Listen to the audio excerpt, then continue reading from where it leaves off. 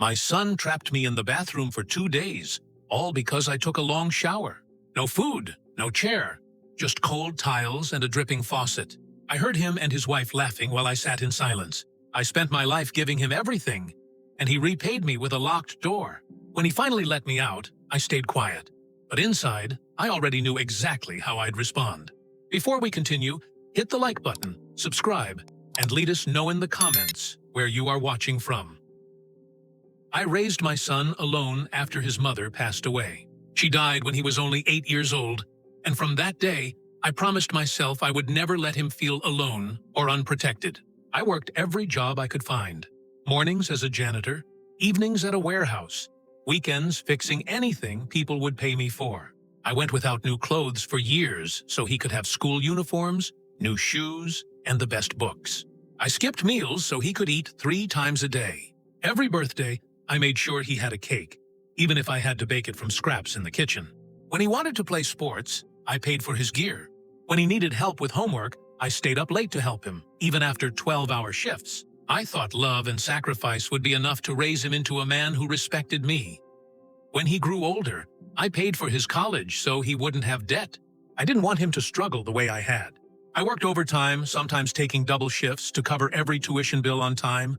I didn't tell him that while he was studying in warm classrooms, I was cleaning offices at night, my hands numb from cold water in the mop bucket. I thought it was worth it because I was investing in his future. I imagined him graduating, getting a good job, and maybe one day taking care of me the way I had taken care of him. When he got married, I wanted him to start his life without worry. I gave him a house, the house I had worked decades to buy. It was my wedding gift to him. I thought it would secure his future and keep him safe. I even told him, "This is yours now, so you'll always have a place to live." I didn't mention that the deed was still in my name because, in my mind, there was no reason to doubt him. He was my son. Why would I ever need to protect myself from my own child? I moved into one of the smaller bedrooms so they could have the main part of the house to themselves. I stayed out of their way. I cooked my own meals. I cleaned my own room. I thought I was being respectful. I didn't want to interfere in their marriage, and I believed that giving them space would keep our relationship peaceful. But little by little, things began to change. The gratitude I thought he felt for me, it started to fade. I was no longer the man who sacrificed for him. I became the old man in the back room. He began making small comments about the way I lived. At first, it was about the TV. "You watch too late at night." Then it was about food. "Stop buying so much milk." I told myself it was just him being stressed from work, maybe even worried about bills. But the comments kept coming. The way he looked at me shifted from warmth to irritation. I had given him everything I had. I didn't keep savings for myself because I thought he would always make sure I had what I needed. I believed our bond was built on trust, respect, and love. But standing in that house, the one I bought, the one I gave him, I started to feel like a stranger. I could sense it in the way he avoided sitting with me, the way his wife barely spoke to me, the way they whispered behind closed doors and stopped when I walked in. Looking back, I think the problem started when I made life too easy for him. He never had to fight for anything the way I did. He never knew what it was like to be cold, hungry, and still have to go to work. He never learned how heavy a sacrifice feels on a man's back. Because of that, he didn't value what he was given. And maybe, just maybe, he didn't value me anymore either. I still remember the day I first noticed his patience had run out. I had been fixing the garden fence in the back. It was something I always did to keep the place nice. He came outside, saw me working, and instead of saying thank you, he asked, "Why are you making noise right now?" "I'm trying to relax." I laughed it off, thinking maybe he was having a bad day. But inside it hurt. It hurt because I realized he didn't see me as helping. He saw me as a bother. Even then, I didn't let my mind go to the dark place. I still thought, he's my son. He'll come around. I thought about all the years I had been there for him. How could he forget the man who carried him on his shoulders when he was too tired to walk? The man who worked himself sick so he could live without debt. The man who gave him a house without asking for a penny in return. I told myself blood was stronger than irritation, that deep down, he still respected me. But that belief, that hope, was the same thing that blinded me to what was coming next. I didn't see how far the disrespect would go. I didn't see how my own son, the boy I raised with my own hands, could turn around and treat me not as a father, but as someone in the way. That was before the night he decided to lock me in the bathroom, before I realized that all my sacrifices, all my love, and all my years of work meant nothing to him anymore. Before I understood that sometimes the people you give everything to are the same people who will take the last piece of dignity you have left. It started with little things so small at first that I told myself not to make a big deal out of them, but I didn't see how far he would go until the night he turned the lock and left me in the dark. It started with little things so small at first that I told myself not to make a big deal out of them. My son began acting like the house wasn't mine anymore, like I was just a guest who stayed too long. He would walk into my room without knocking and tell me the TV was too loud, even when the volume was barely up. He complained about the way I folded laundry. He told me I shouldn't cook certain foods because the smell stayed in the house too long.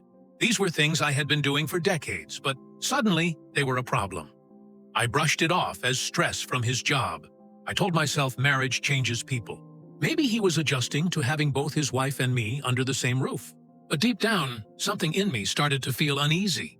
The warmth in his voice when he spoke to me was gone. His words were shorter, colder. I could hear the irritation in his tone, as if every little thing I did was some kind of inconvenience to him. It didn't stop there. He began controlling things in the house. The thermostat, the lights, the hot water. I'd go to take a shower and find that the water never got warm enough. I later realized he had turned down the water heater to save money. If I left a light on in the hallway because I didn't want to trip at night, he would turn it off and say, "You're wasting electricity." I had lived frugally my entire life, but now it felt like he was treating me as if I didn't understand basic responsibility. The worst part wasn't the rules. It was the way he enforced them. He would say things with a sharpness that cut deeper than I wanted to admit. It wasn't, "Dad, could you turn off the light when you're done?" It was, "Why are you leaving lights on? Do you think this place runs on free electricity?" That tone, it made me feel small. It made me feel like I was living in a stranger's house, instead of the home I had bought with my own two hands. His wife never defended me. If anything, she seemed to encourage the way he spoke to me. I'd hear them in the kitchen whispering about how I don't know how to live in a modern house or how I still act like it's my place. They laughed about it, thinking I couldn't hear. But walls are thin, and words like that echo in a man's chest long after they've been spoken. I still didn't say anything. I told myself that family goes through ups and downs. I thought if I just stayed quiet, things would get better. I even tried to help more. Washing dishes before they got home, mowing the lawn early so they could rest on weekends, fixing anything that broke without asking for thanks. I thought maybe if I showed them I was trying, they'd stop treating me like a burden. Instead, the opposite happened. The more I tried, the more they acted like I was in the way. If I washed the dishes, they'd complain I didn't load the dishwasher the right way. If I mowed the lawn, he'd tell me I cut it too short. It was as if nothing I did was good enough anymore. I began to feel like my presence was something they tolerated, not welcomed. They had their life, their marriage, their plans, and I was just the old man in the background taking up space. It's a feeling that's hard to describe unless you've lived it. When someone you love doesn't outright tell you to leave, but every word and action quietly pushes you toward the door. There were nights I lay in bed staring at the ceiling, wondering what I had done wrong. I raised him with respect. I never spoke to my own father the way he spoke to me. I never ignored my father's presence or made him feel unwanted in his own home. So why was my son doing it to me? The answer came slowly, not in words, but in the way he looked at me. It wasn't the look of a son seeing his father. It was the look of someone seeing a problem that needed solving. One evening, I overheard him telling his wife that once I was out of the picture, they could finally renovate the house the way they wanted. He spoke about it like I was just another piece of old furniture that needed to be removed. That night, I couldn't sleep. I realized for the first time that my place in his life wasn't secure just because I was his father. Blood didn't mean loyalty. Love didn't mean respect and gratitude. Well, gratitude could disappear faster than I ever imagined. I still didn't know how far he would take it. I didn't know the day was coming when his irritation would turn into something far worse. But I could feel it, the shift. Something in him had changed. And no matter how hard I tried to ignore it, I couldn't shake the feeling that the next time he lost his temper, he wouldn't just raise his voice. I was right. It happened on a cold evening. One of those nights when a hot shower feels like the only thing that can wash away the heaviness of the day. I had spent hours fixing a loose fence panel outside. My hands are numb from the wind. My back ached, my knees throbbed, and all I wanted was 10 minutes under warm water. That was it, 10 minutes. I didn't even think about the water bill or how much hot water was left in the tank. I had never been told there was a limit, at least not one that felt this strict. I just wanted to stand there, let the steam loosen my stiff shoulders, and breathe without feeling like a guest in my own home. Halfway through, I heard the pounding. At first, it was a light knock, but it quickly turned into loud, angry thuds. My son's voice came through the door, sharp and accusing. "How long are you going to be in there? You're wasting all the hot water." I tried to answer calmly, telling him I was almost done. But before I could even finish my sentence, he shouted back, his words dripping with contempt. "You think I'm made of money? You have no respect for other people in this house?" There was no reasoning with him. His voice was so loud it drowned out the sound of the running water. And then, without warning, I heard the distinct click of the lock from the outside. My heart sank. He had locked me in. At first, I thought it was a joke. A crew alone, he may be, but a joke nonetheless. I called his name, told him to unlock the door.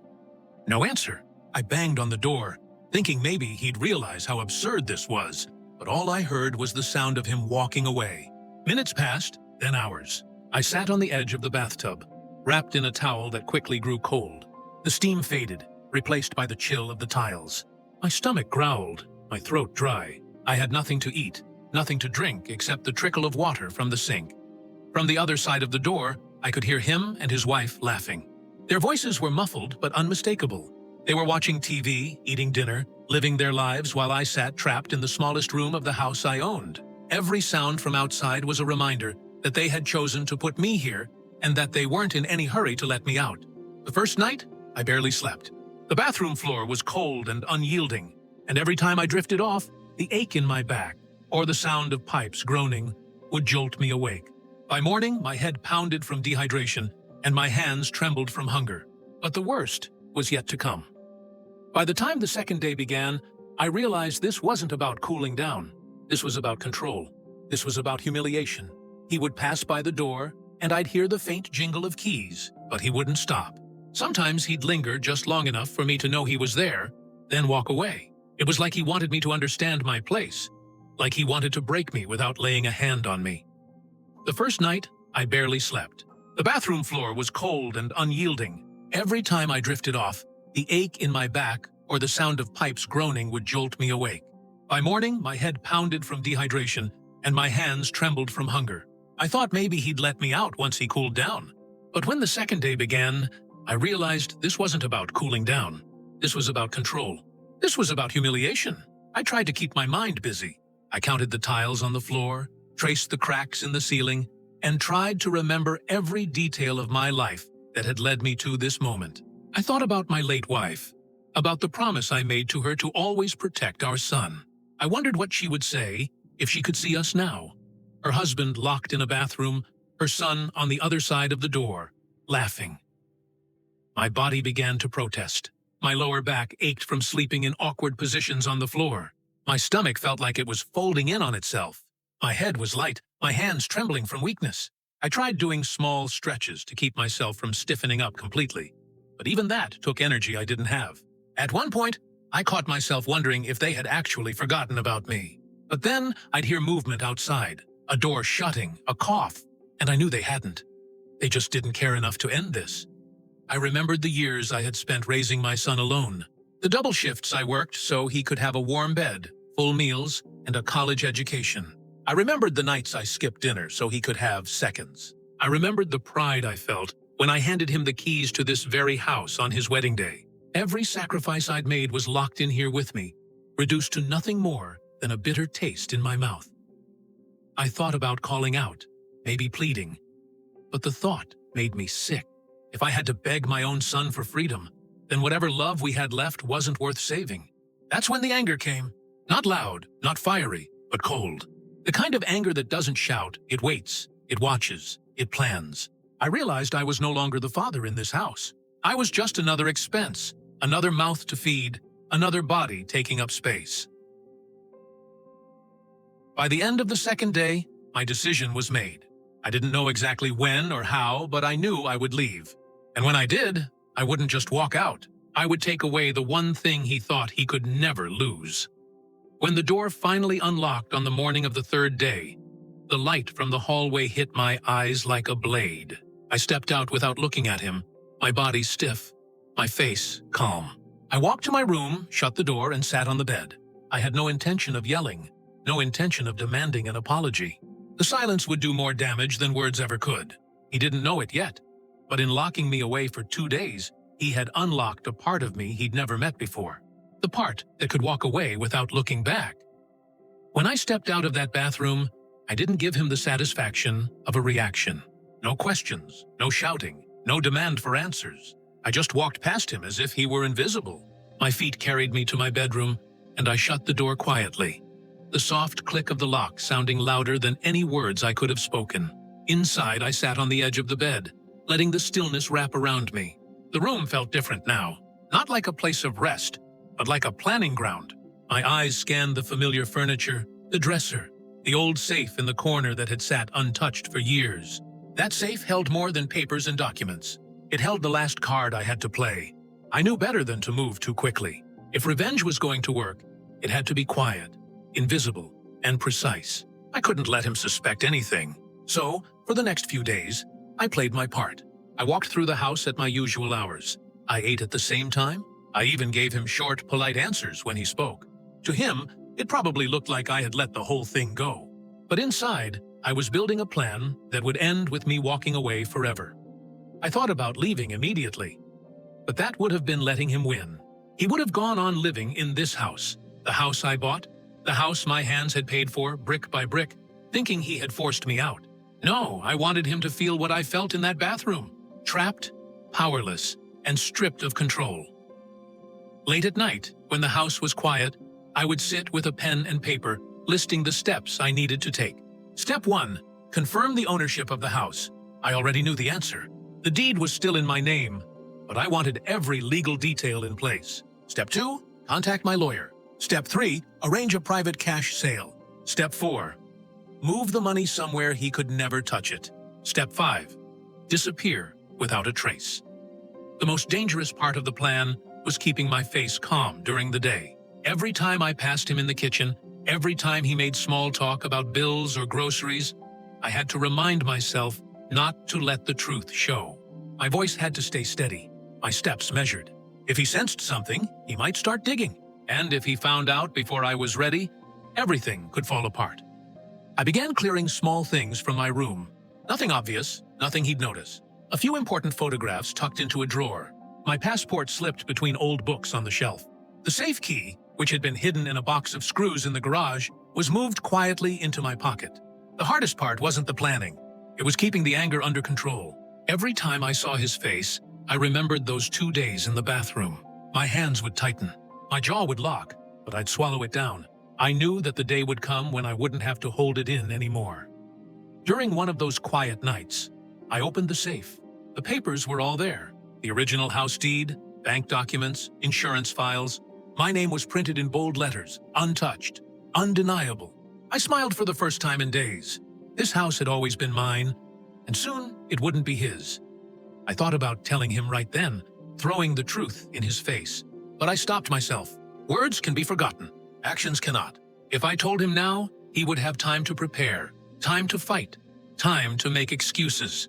No, this had to happen like the turning of a lock. Sudden, final, and impossible to undo. By the end of that week, the pieces were moving. My lawyer knew exactly what to do, and I trusted him to handle the sale quietly. We agreed to keep everything off the market to avoid any public record until the deal was done. I found a buyer within days, a young couple eager to pay in cash. I didn't tell a soul, not the neighbors, not friends, not even distant relatives. This was between me, my lawyer, and the buyer. The fewer people who knew, the safer my plan was, and so I continued my performance. The quiet old man, harmless, defeated, going about his days like nothing had changed. But inside, the fire burned hotter than ever. Every step I took was leading me toward the moment I would walk out of this house for the last time. And when I did, I would leave him with nothing but the walls he thought he owned and the silence he had once locked me in. The thing about my son is that he never pays attention to the details. He thought once you give someone a gift, it's theirs forever. But that's not always how it works. When I bought him this house as a wedding gift years ago, I never actually transferred the deed into his name. At the time, I told myself it was for legal protection. But maybe deep down I already knew there might come a day when I'd need that leverage. That paper, the one with my name and bold letters at the top, had been sitting in my safe for years, untouched, and he had no idea it existed. He just assumed the house was his. He talked about it as if he built it himself, bragged to friends about owning it, and even argued with me over how I should use his utilities. But the truth was, the whole time he had been living under my roof, literally, and paying nothing for it. I remembered the day we bought it. I walked through every empty room with him and his new bride, watching their faces light up. I thought I was giving them a start in life. I thought it would be a place where family would gather, where laughter would bounce off the walls. I never imagined those same walls would one day hold me prisoner while my own son locked me away. Now that memory wasn't sweet. It was fuel. The same house that had once been my proudest gift was going to be my greatest weapon. When I sat across from my lawyer and slid the deed across his desk, he looked at me for a long moment before speaking. "He doesn't know, does he?" I shook my head. "Then you hold all the cards." We went over everything. The legal process, the timeline, the risks. There weren't many risks. Legally, it was mine. Selling it was as easy as signing my name. The only thing my son could do to stop it was nothing. He couldn't stop it. That was the beauty of it. I decided the sale would be private, quiet, and fast. No for sale signs, no public listings. I didn't want him catching wind of anything until it was too late. The buyers would be ready to move in the moment the ink dried on the contract. Every time I passed him in the hallway, every time he asked me to take shorter showers, every time he made some offhand remark about my house, I felt the weight of that secret pressing against my chest. It wasn't a burden. It was a gift I had given myself. The knowledge that any day I could take away everything he thought was permanent. Sometimes when I was alone in my room, I would take out the deed and just look at it. My name printed clearly, no one else's. It was the kind of power you don't waste, and I wasn't going to waste it. I started preparing for life after the sale. I made a list of countries I might move to, places where the air was warm and no one knew my name. I checked my passport's expiration date. I called an old friend who lived abroad, just to see how things were over there. I didn't tell them why I was asking. In the evenings, I could hear my son and his wife in the living room talking about vacations they wanted to take, renovations they wanted to do, and things they'd fix up in the house. I'd sit there silently, knowing every word they spoke was meaningless. They were making plans for a future that didn't exist anymore. One night, I heard him talking to a friend on the phone. "This house is ours forever," he said. "Dad's just here until, you know." His voice dropped, but I caught the tone. The one who suggested I was just waiting to die so he could get everything. I smiled in the dark. He thought I was the one running out of time. But the truth was, his clock was ticking, and I was the one winding it down. The morning after I confirmed everything with my lawyer, I woke up with a sense of calm I hadn't felt in years. The plan was set in my mind like a chess move I'd been waiting my whole life to play. I wasn't going to confront my son, shout, or demand an apology that would give him the satisfaction of thinking I wanted something from him. No, this was going to be quiet, silent. The kind of revenge that doesn't just take back what's yours. It makes them wonder for the rest of their life how they never saw it coming. The first step was setting the sale in motion. My lawyer reached out to a couple he knew, serious buyers with cash ready. They'd been looking for a property just like this. He told them it was a private sale and that they'd have to move quickly. They agreed. I didn't even have to meet them.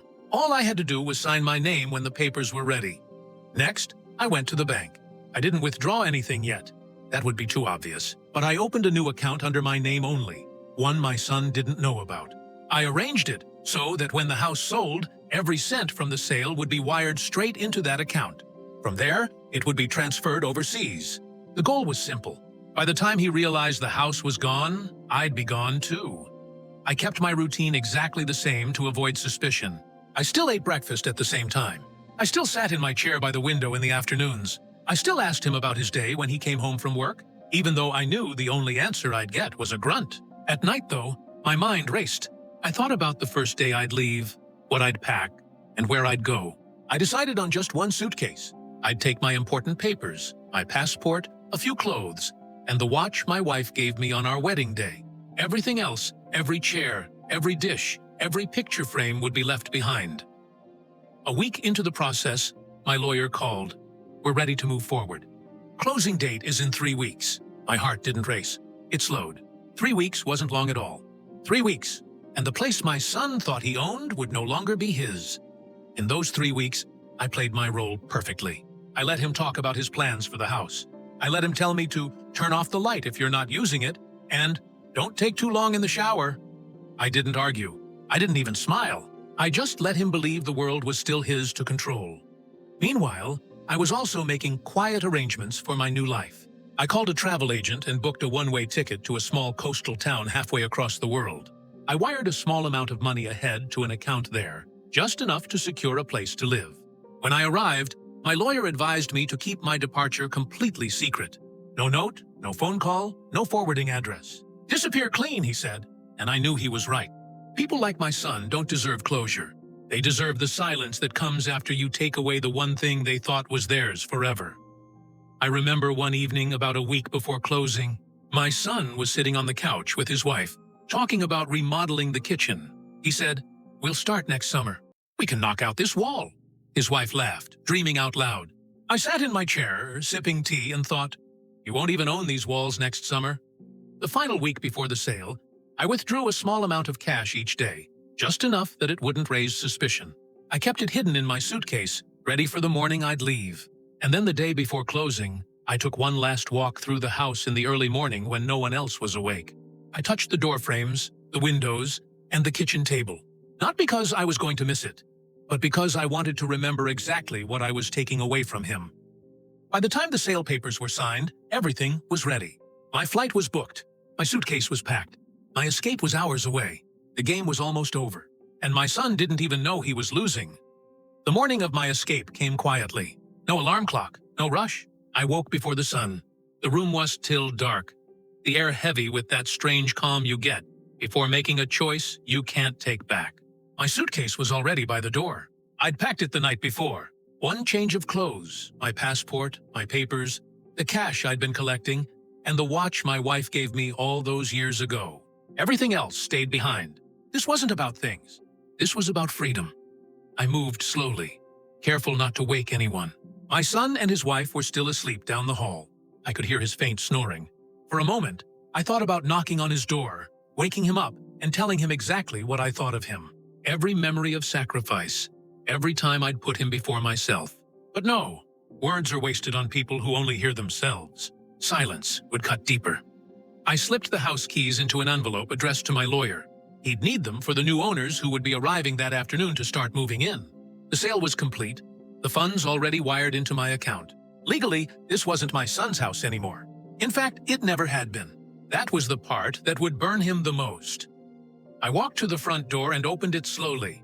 The cold morning air hit my face. I looked around. The street was empty, just a thin mist hanging over the quiet road. My taxi was parked a few houses away, engine running, driver waiting with the trunk open. I stepped outside, pulling the door shut behind me without looking back. No pause. No goodbye. As I walked to the taxi, I thought about those 2 days in the bathroom, the cold floor under my back, the taste of tap water from the sink, the sound of his laughter through the door. It had been a moment of humiliation, but it had also been the moment I stopped being afraid to lose him. That's what he never understood. Once a parent stops fearing the loss of their child, they become free. The taxi ride to the airport was silent. I didn't check my phone. I didn't need to. By the time my son woke up, strangers would be moving furniture out of what he thought was his home. He'd call me, maybe hundreds of times, his voice going from angry to panicked to desperate. I'd never answer. At the airport, I moved quickly. One ticket, one passport check, one security line. I'd chosen a flight that left before the new owners arrived. Before my son could even start to piece together what had happened, I didn't want to see his face. I wanted him to live with the shock. As I boarded the plane, I felt no sadness, no guilt. The life I'd given him, the sacrifices I'd made, he'd already thrown those away long before this day. I was just making it official. When the plane took off, I looked out the window as the city got smaller, then disappeared under the clouds. Somewhere down there, my son was waking up to a house that wasn't his, a future that had vanished in a single morning. By the time he realized I was gone, I'd be on another continent. Walking streets he'd never think to look for me in. I'd have a new home, a new life. And for the first time in years, I'd sleep without fear of what he might do next. I didn't run away because I was weak. I left because I finally understood that some people deserve to lose what they've been given. My son locked me away for using hot water. I walked away and took his whole world with me. By the time my son opened his eyes, I was already thousands of feet in the air, the world below me shrinking to a blur. He didn't know it yet, but his life had changed forever. The first sign came when he stumbled out of bed and walked toward the kitchen, expecting to find the same stale smell of coffee and yesterday's arguments. Instead, he heard voices, unfamiliar ones, echoing from the living room. Confused, he walked in and froze. Two strangers were there, a man and a woman, both in their 20s. They were smiling politely at a moving crew that was carrying boxes out of the front door. One of the movers brushed past him without even glancing his way. My son demanded to know what was going on, his voice sharp with the tone he always used on me. But these people didn't flinch. The young woman simply said, "We're the new owners. We closed on the house last week." His face must have gone pale. I can imagine the way his hand probably tightened around the doorframe, like he needed something to hold on to before his knees gave way. He asked where I was, if they had seen me. She shook her head, telling him that the old man had moved out early that morning. That was the moment it must have hit him. The slow, creeping realization that the house wasn't his anymore. It had never been. He ran to his room, probably thinking he'd find my things still there. Some clue to explain this nightmare. But the drawers were empty. The safe was gone. The closet held nothing but the suit he'd worn to his wedding. He must have called me then, his hands shaking, his voice somewhere between fury and panic. I didn't answer. I wouldn't ever answer. Over the next hours, I imagine he called dozens of times. Maybe hundreds. He would have called my lawyer too, demanding answers. But the lawyer would have told him the truth. The sale was legal. The money was mine, and there was nothing he could do. Every door he tried to open was already locked, and I held the keys. That evening, when the new owners began moving their furniture in, he probably stood on the sidewalk watching strangers carry in boxes, knowing the life he thought was secure had been ripped away in a single day. His wife must have been there too, her voice sharp, asking what happened, her eyes cold with blame. Maybe she called her own family, trying to find a place for them to stay. The next few weeks wouldn't be easy for him. Without the house, without my financial support, everything would collapse. The bills would pile up. The rent for a smaller place would feel like a weight on his chest. Every hot shower he took after that, every drop of water would remind him of the moment he locked me away over something so small. I wasn't there to watch it, but I didn't need to be. I knew my absence would speak louder than any words. The silence, the emptiness, that would be my real revenge. Because nothing unsettles a man more than realizing the person he thought would always be, there is gone for good. I didn't just take the house. I took the certainty he had in his control over me. I showed him that the father he thought was too weak to fight back had been planning all along. And that, more than losing the bricks and walls, would keep him awake at night. Now I wake up to the sound of waves instead of slammed doors. The first light of morning spills through the small window of my seaside cottage, warming the wooden floor. I make my own coffee, slow and unhurried, letting the steam curl into the quiet air. There's no one banging on walls, no voices raised in anger, no footsteps pacing outside my door, just peace. When I first arrived here, the coastal town felt almost too quiet. After years of living under someone else's roof, where every move I made was watched, judged, and controlled, the silence was strange. But over time, I realized it wasn't emptiness. It was freedom. I could take long showers without anyone shouting. I could eat when I wanted, sleep when I wanted, walk outside, and feel the sun without glancing over my shoulder. The house I bought here is small compared to the one I gave my son, but it's mine in every sense of the word. I keep the windows open most days so I can hear the ocean. In the evenings, I walk down to the shoreline with a folding chair, sit, and watch the tide come in. No phone in my pocket, no obligations pulling me back. The locals treat me like an old friend, even though they've only known me for months. The man who sells fish at the market saves the freshest catch for me. The woman at the cafe down the street knows exactly how I take my tea. Sometimes they ask about my family, they'll lie, and I just smile. I don't tell them the truth. The past doesn't belong here. But sometimes, late at night, I think about the last time I saw him. That morning, due when he unlocked the bathroom door and thought the world was still under his control. He never realized that was the moment he'd lost me forever. Some people believe revenge is loud, full of shouting and confrontation. Mine was silent. I didn't raise my voice. I didn't explain. I just walked away and took with me the one thing he valued most.